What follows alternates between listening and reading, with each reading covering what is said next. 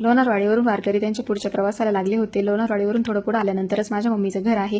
तर तिथे हे वारकरी दरवर्षी येत असतात. सकाळी 6 वाजता त्यांची येण्याची सुरुवात झालेली होती. काही जण पहाटेच येणं लवकर आवरून लोणारवाडीवरूनच पुढच्या प्रवासाला लागलेले असतात. काही जण अंघोळ वगैरे बाकी असते, कपडे बाकी असतात, तर ते जण इकडे येतात आणि कपडे वगैरे धुतात, काही अंघोळ करतात, चहा नाश्ता वगैरे घेतात आणि मग त्यांचं पुढच्या प्रवासाला लागतात. इथे ना खरंच खूप छान वाटतं. आणि कृषीला ना काही जणांनी ना बिस्किट वगैरे दिले होते आणि तो तेच खेळत होता. त्यानंतर इथे ना हरिपाठ चालू होता.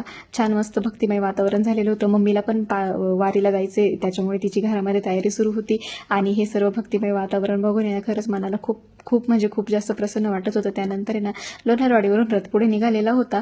तर मग तो थोडासा पुढे येऊन थांबलेला होता. मग आम्ही पण आहे ना पुढे जाऊन पुन्हा एकदा दर्शन घेतलं, फोटोज वगैरे काढले.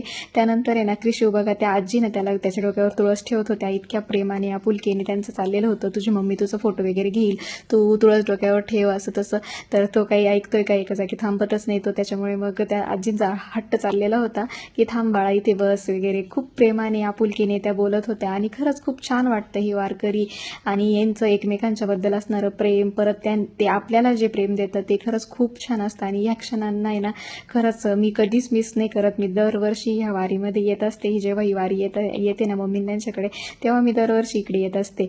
आणि मग नंतर आहे ना पालखी पुढे निघून गेली. मग आम्ही सर्वजण पण घरी आलो, कारण मम्मी पण जाणार होती, मग तिला पण बाय करायचं होतं. चलो.